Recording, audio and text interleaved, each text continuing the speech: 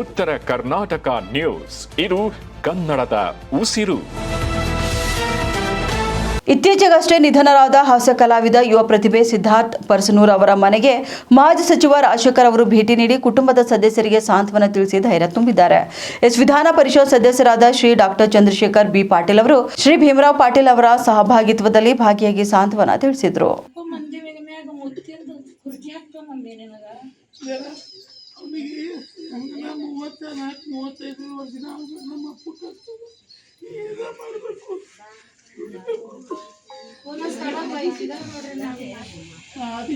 ಏನು ಸುಖ ಮಾಡಿಲ್ಲ ನನಗೆ.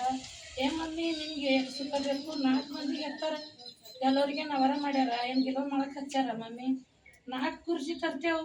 1 ಕುರ್ಜಿ ಮೇಲೆ ಎಸ್, 1 ಕುರ್ಜಿ ಮೇಲೆ ಎನ್, 1 ಕುರ್ಜಿ ಮೇಲೆ ಪಿ ಪರ್ಸ್ನವ್ರ ಅಂತ ಹೇಳ್ಬೇಕಿನ್ ಮಮ್ಮಿ.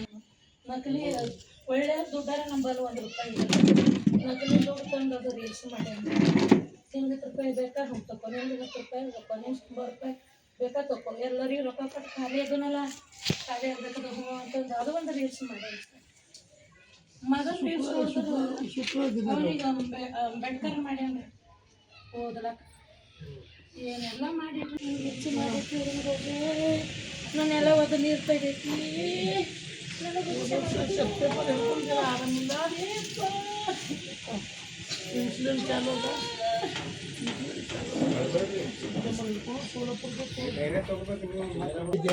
ಎಲ್ಲ ಮಾಡ್ತಾರೆ.